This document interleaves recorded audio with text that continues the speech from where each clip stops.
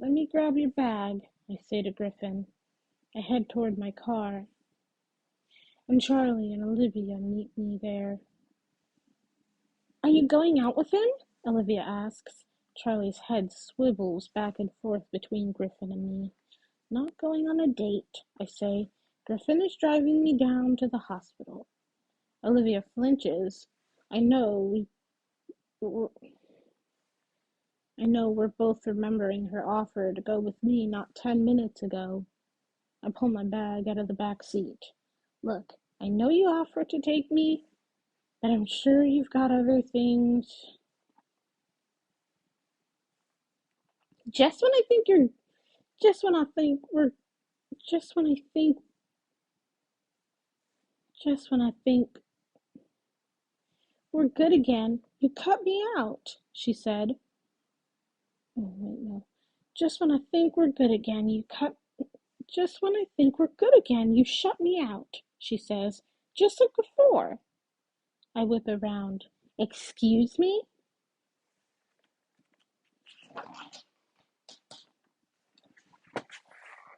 I shut you out? Are you kidding me? Charlie steps in between. Hold on, he says, his hands extended. Let's not say anything we're going to regret. Maybe we should have said something 2 years ago when she ran away from her family. Olivia says to Charlie, maybe she wouldn't have totally disappeared if we had this out with her back then. If we had this back out with her back then. Oh my God, are you kidding me? I want to scream. Several of our family members have come out onto the front porch. Nana's halfway down the stairs. I never ran away from my family, I say. I wanted nothing more than to be with you and Charlie and Wes. But that's hard to do when y'all pulled away from me. You have no idea what it was like when I had to leave every Sunday knowing you three would still have each other every day. You had other friends I didn't know, and clubs I wasn't a part of, and parties I wasn't invited to. And you never really tried to make me feel like I was a part of it. You think I disappeared? Y'all were the one pushing me away. Y'all were the ones pushing me away. I'm on the verge of tears by the time I finish. I can tell they're shocked. Griffin is hovering close by. Let me grab your bag for you, he says, picking it up off the ground next to me. Look, I can't do this right now. We'll talk when I get back, I say, moving past them. I follow Griffin to his truck, where he stops in front of the open passenger door. Before I climb in, Laurel's car is turning into Wes's driveway a few feet in front of us. I can see his face as he looks between me and Griffin before the car zips down his driveway and moves out of sight. Yeah, I need to get out of here. Let's just go, I say to Griffin. Griffin walks around the front of the truck and hops in. I don't look back as he pulls out of the drive. We've only been in the truck for 10 minutes, and the silence is awkward. Finally, he asks, Want to talk about it? No, not really. Are you ready to come back home? Now? I know how tired of your family you get when you're stuck over there. I cringe. My argument with Olivia is still too fresh. Actually, it's been good for me. I didn't realize how much I miss them. And Wes. He lets out a grunt. Yeah, looks like it's been a great time. Looks like it's been a great time, he says sarcastically. So, who's that guy that lives next door? You were in one of those pictures with him. Did y'all go on a date? I take a deep breath and blow it out slowly. How could I have been with Griffin for a year and never told him about one of my old best friends? I grew up with him. We've been friends since we were little, and he's Charlie's best friend. And no, I wasn't on a date with him. I feel like I should know everything. I feel like I should know everything there is to know about Griffin. But I'm not sure what that slow nod means. I squirm in my seat, unsettled by how familiar yet strange it feels to be back in his truck. Thankfully, he turns up the radio, and a country song chases away the silence. It's actually one of the songs Olivia was making fun of on my last road trip. This song is like a Lifetime movie, I say, hoping to lighten the mood. He looks at me like I've said the dumbest thing ever. What does that mean? I start to explain, but I can tell by his expression he doesn't get it. Never mind. 4 songs later, we start talking about school, the only subject that feels safe and familiar. So, I got some good news last week, he says. I turn to the side so I can look at him a little easier. Oh, yeah? He nods. Got an early acceptance to CSU. My eyes get big. That's huge! I didn't even know you were applying there. And why didn't I know that? We've talked about Texas schools, but he never mentioned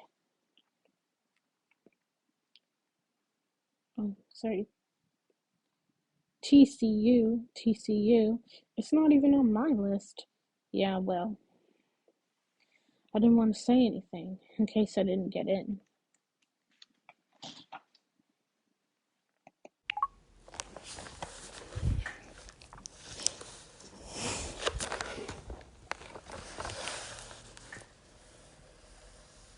So is that where you want to go? If I can get the money, then yeah, that's my first choice. Another 10 miles pass in silence. What did you have planned tonight? I ask. He smiles. I picked an early time so I could take you back home. I thought we could hang out at your house like you originally wanted to do this week. Just you and me. And then we could swing by the field later. Eli and them are having a bonfire tonight. I give him a big smile. But the more I think about it, the faster my smile disappears. He looks from the road to me. That is what you wanted to do this week, right? That's what you said. I'm just trying to give you what you wanted. I'm just trying to give you what you want. That is what I said. But why couldn't he give it to me before? He lets out a frustrated breath. He puts on the blinkers and takes the next exit.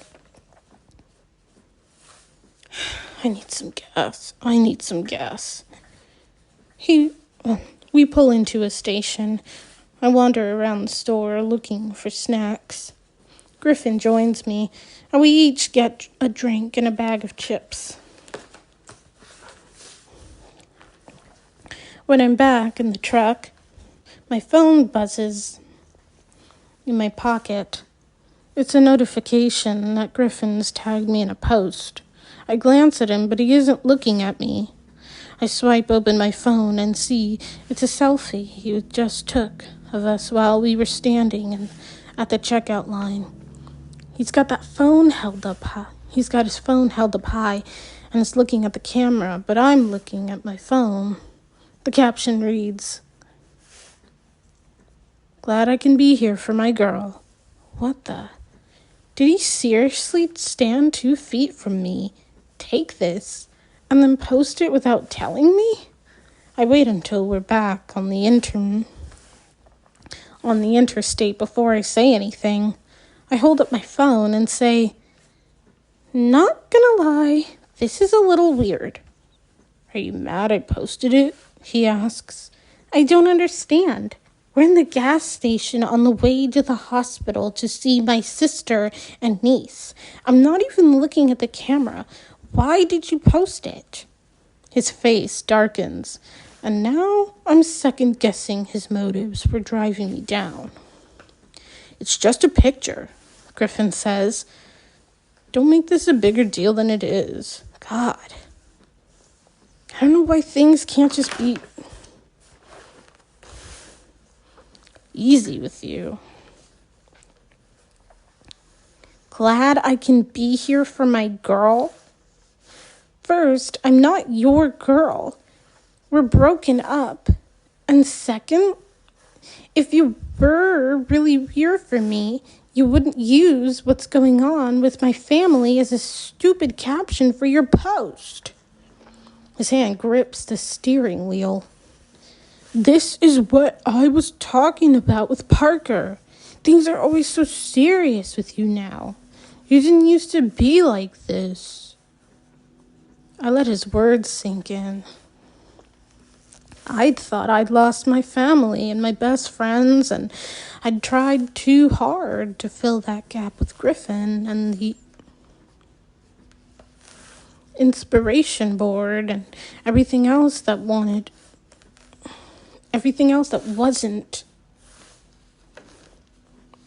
what I really wanted.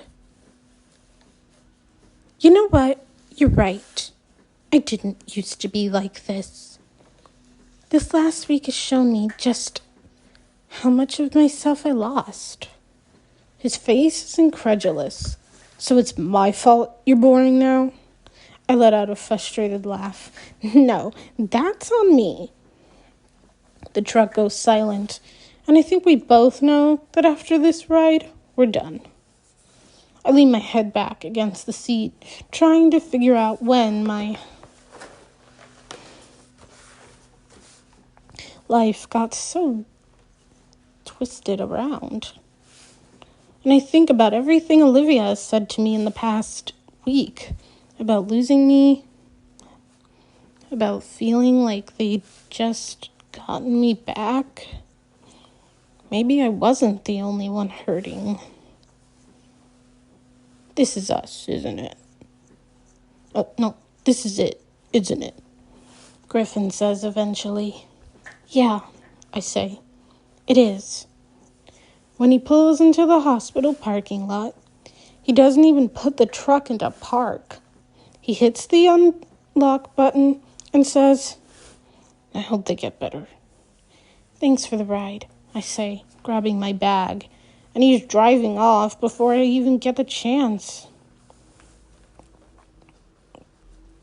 Before I even get to the hospital door.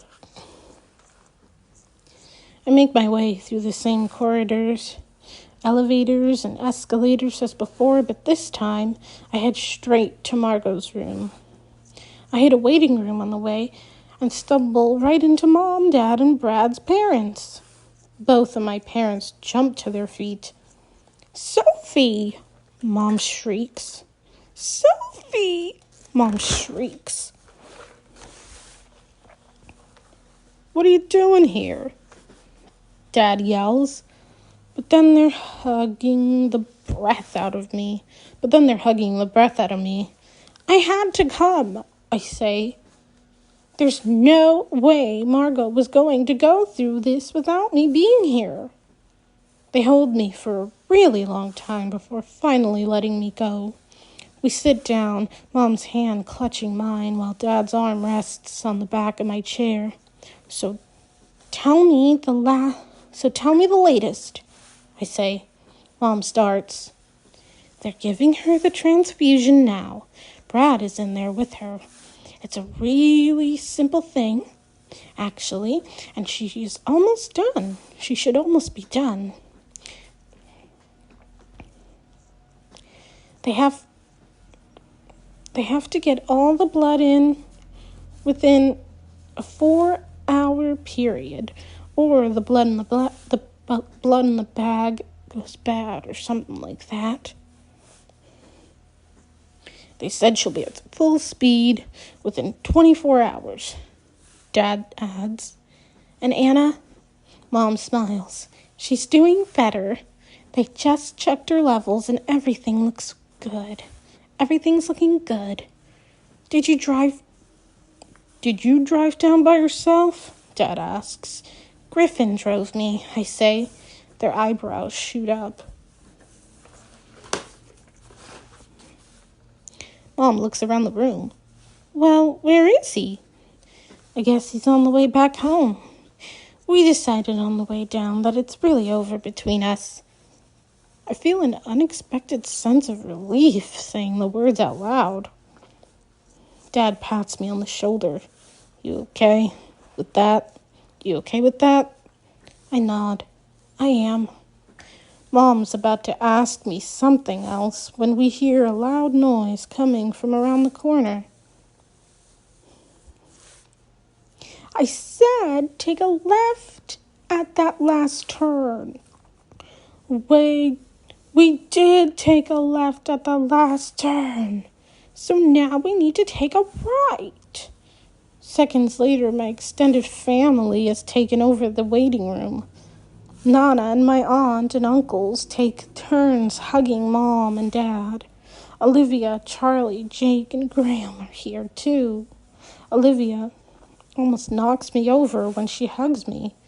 Then Charlie's hugging us both.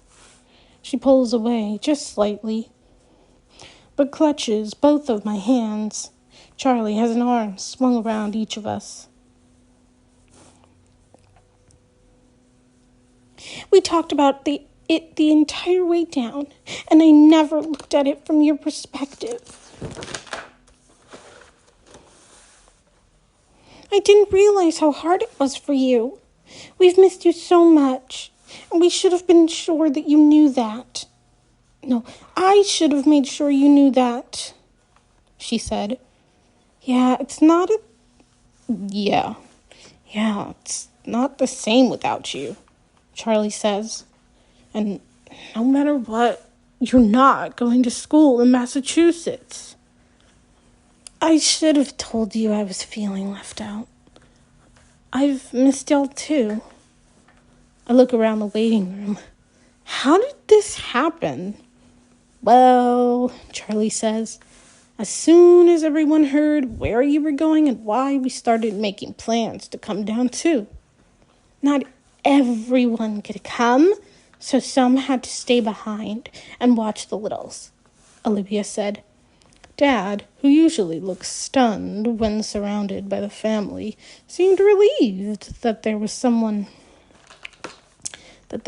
else willing to sit and talk insurance with Brad's dad. Mom and Aunt Lisa are sitting, their heads bent close, and Mom seems to be catching her up. The three of us move to the chairs across from them. Aunt Lisa gets up and gives me a hug. I can't believe you all came, I say to her. She gives me a confused look. Why? As much as you want to be here with your sister, we all want to be here with our sister. She sits back down next to Mom, their hands linking together. I didn't even think of it like that.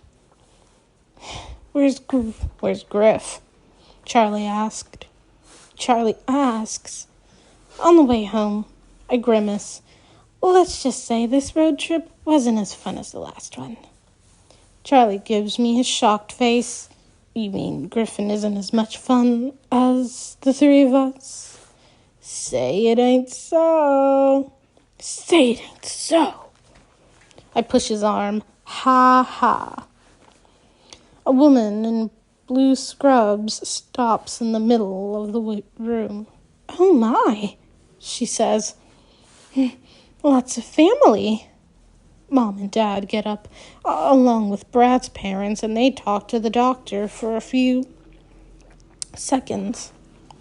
Then Mom motions for me to follow them inside down the hall toward Margot's room.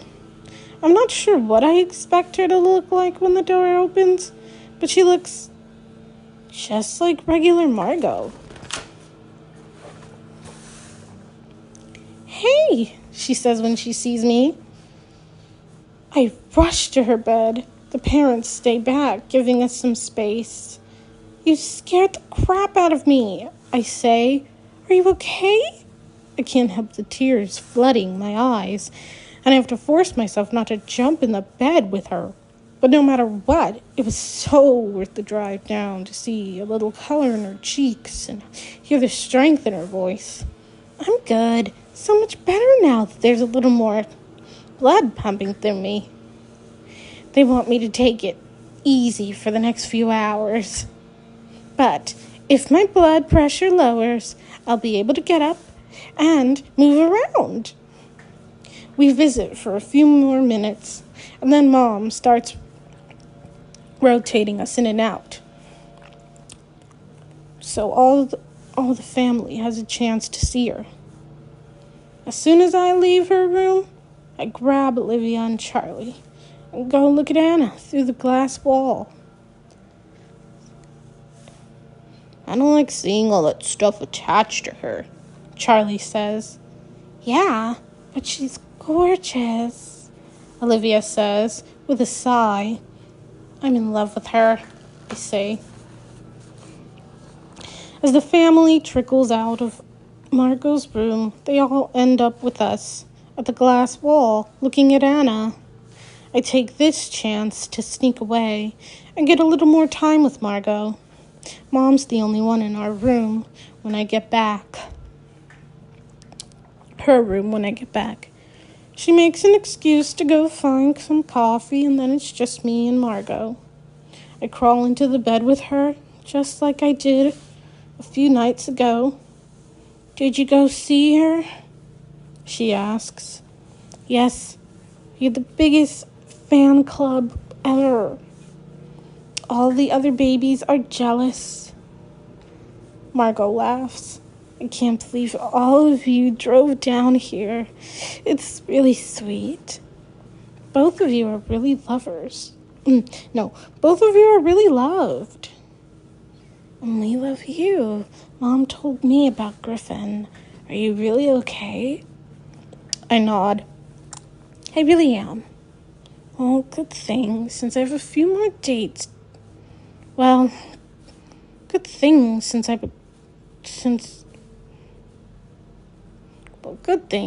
have a few more dates to go on. Have you figured out who Papa's setting you up with for their party?" I give her a funny look. "I'm here. I'm not going back until Mom and Dad will do." She pulls away so she can look at me. As glad as I am to see her face, "You don't want to stay here. I'm good. Gonna be great by tomorrow, and the doctors are gonna start weaning Anna off the vent." I can't leave you. I whine, and I can't go back and see Wes with Laurel. "I'm hoping we're out of here in a few days. Then you can come back and stay as long as you want. You'd be miserable in the hospital. And I'm dying to see how these dates end. Go finish it for me." I rest my cheek against her shoulder, only because I don't feel like I could tell you no right now, I say. I walk back out to the waiting room a few minutes later and stop in front of Nana. Margot thinks I should go back and finish the dates. Nana claps her hands together. "Well, of course." Uncle Mitchell pulls out a fresh sheet of paper. "Anyone have a pen? We can start the bets for my date right now." Uncle Sal perks up from across the room. "But it's my date tomorrow." "Nana," I say. She holds up her hand. "We'll figure this out when we get home." An hour later, we're all saying our goodbyes. Nana, Olivia, Charlie, and I slide, pile in Michael's car. I just have 3 more dates to get through, I realize. Then Christmas break will be over and everything will be back to normal. Just what I wanted when all this started. So why am I dreading it all ending?